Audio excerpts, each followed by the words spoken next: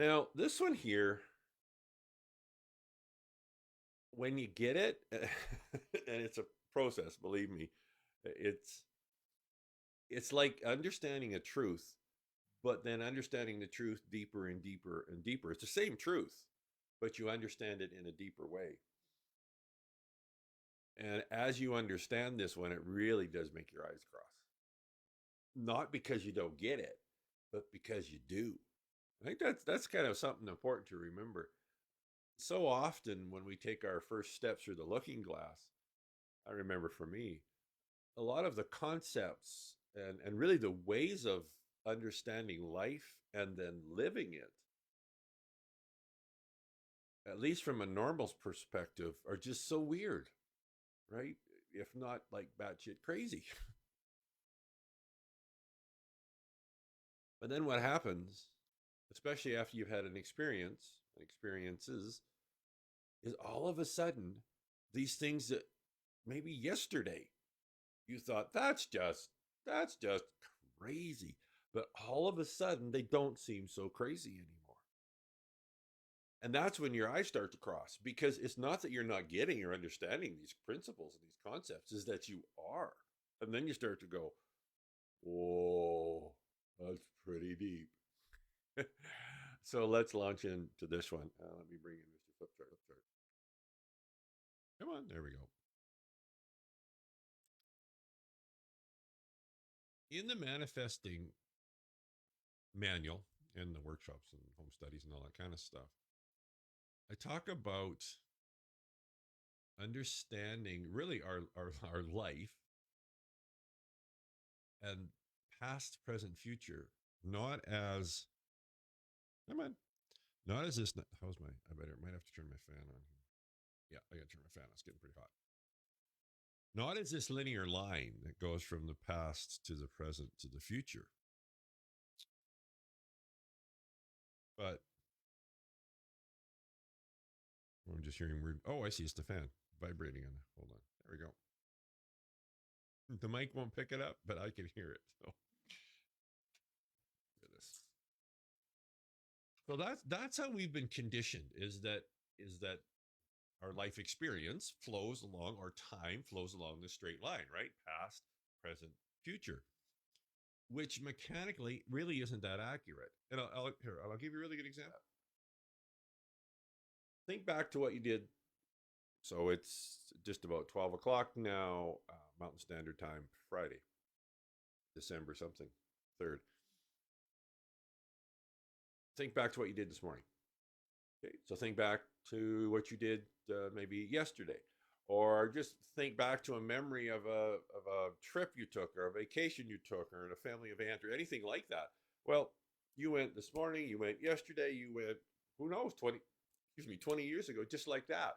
You see, so the way that we actually experience these things that we call memories, present, moment, and future is not linearly. It looks a lot more like this, and it's very accurate. Let's try that button. This is you, right? Here I am, right? This is you in the present moment. And there's the past, there's the present, and the future.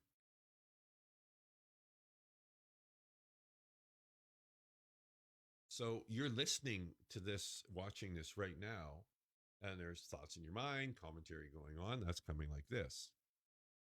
Then when I asked you to think back to what you did yesterday, that came like that. Then when I asked you to think back to whatever you did this morning, that came like that. When I asked you to think back to an event that, let's say, it happened 20 years ago, it came like that. If I asked you to speculate into the future about something you need to do tomorrow or something that's coming up, you're going to do that. You see how the way we experience the past, the present, and the future is not this linear timeline. It's more accurately, and a really good friend of mine, and that's not a big enough word, this amazing individual, Mike Gorgachuk, he uses the example of thinking of this or these.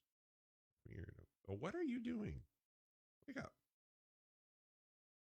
It's like balloons, right? These are little balloons here, kind of thing. And what you're doing is you're reaching up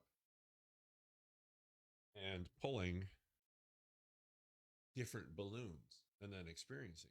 So, in a way, what you're doing is you're reaching into your subconscious and you're pulling. It really is almost like a old little life form when you think about it. You're pulling that into this present moment and you're experiencing it. If you're thinking about a future event, you're doing the same thing. And the very fact that you were able to jump to this morning and yesterday and again 10 years ago, it didn't take you 10 years to get back there. It took you no time. Bang, bang, bang, bang. So that's the first important thing to remember when we talk about experiencing what I call the film strip of time. We'll just open up a new one here. So when I talk about the film strip, I have a different, that's okay. We'll make this very colorful. So a film strip. And of course, as you guys know, a film strip is a series of still pictures.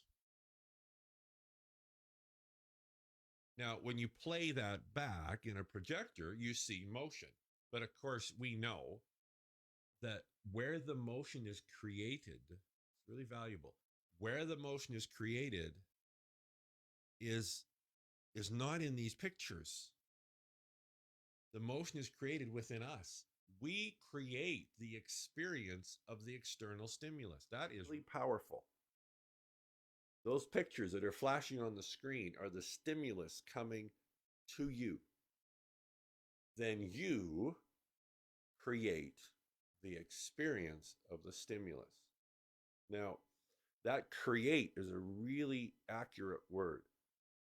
We talk about observing, right? Observing your external environment, and that is true. But for our purposes here, and even then,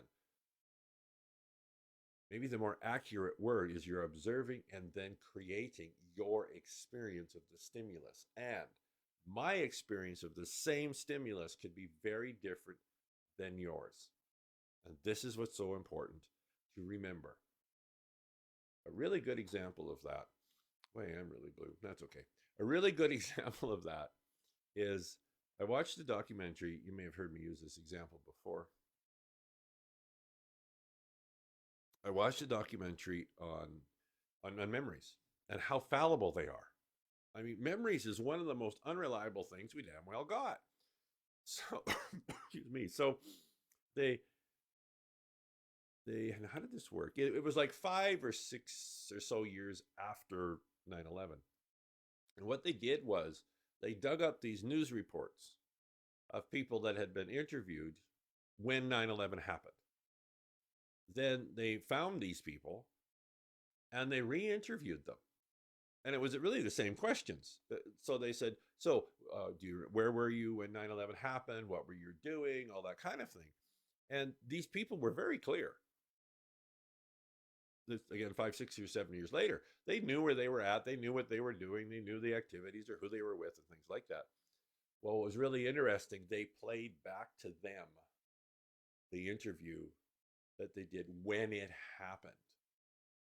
And it was really quite amazing how the two varied. Almost invariably, they varied in some degrees. Some of them significantly, some of them to the point where when they were interviewed when it happened, they said they were in a restaurant. When they were interviewed 5 or 6 or 7 years later, they said they were in a shopping mall or something, or even that they were with different people. And to me, that was such a wonderful empirical evidence, really, of how fallible, and another word I'm going to use is how malleable our memories are. So we have these series of pictures. And this picture we could call a memory, right?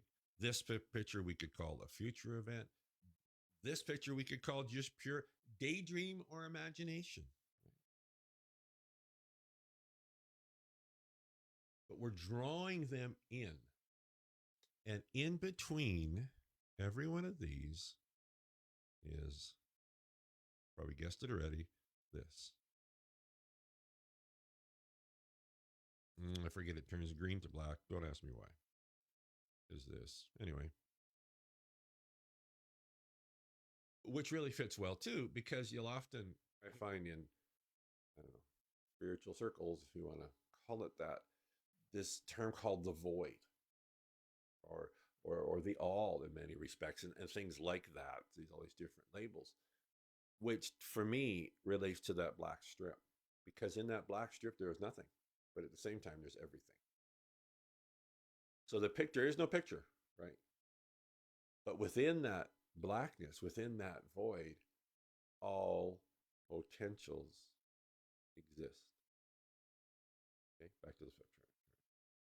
Important thing to remember right here is where nothing, if you will, is real. Everything is possible. And that's the sweet spot where we can introduce this significant, you could even say miraculous changes to the next picture.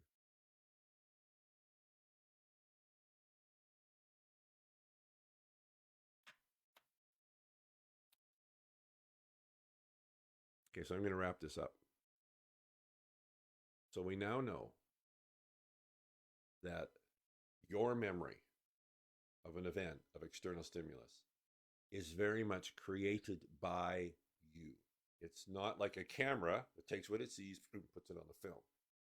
You take the stimulus, and from that, you use those ingredients to create your experience of an event.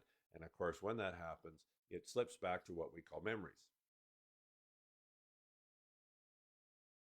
We also know that memories are malleable. And those people weren't trying to change their memories. They just changed. So why don't we use these truths? I mean, they are, right? In ways that serve us. So your memory of an event is your memory, your created memory of an event. And what do we know about manifesting? We know that what matters is the vibration you are radiating out in this present moment. You see, it doesn't matter whether the memory that you're remembering is accurate or not. As a matter of fact, if you don't like the way it feels, change it. Your subconscious is doing that anyway. So how about you choose to change the memory? And people go, well, it happened. You can't change what happened. Oh, hold on a sec. First of all, what you think happened could very well not be the same as what I think happened. So it's not the memory of the event. This is very powerful. It's not the memory of the event. It's your memory of the event. And if it's a memory that you don't like the way it feels when you're thinking about it and you're feeling it, what's the vibration that you're radiating out and inserting into that black strip to create the next picture? And this is where the normals are now very confident that you're absolutely totally insane. But the evidence, the research actually backs this up. That if you don't like the way the memory feels, where do you feel? You feel in your body. When do you feel? Now. Why does that matter? Because that's the vibration you're radiating out. Change the memory. Called revision. Neville Goddard was one of the ones that has talked a lot about that, and he's not the only one, of course. And we now have all this evidence that shows us that memories are they're not a record of what happened. Something you created. So change it. And from a mechanical perspective, that makes all the sense in the world. Excuse me, because when you change it, that changes the vibration that you're radiating out now, which changes the influence that you're going to have in that life. All right, guys, let's move on to convergence. Where's the thing? There we are.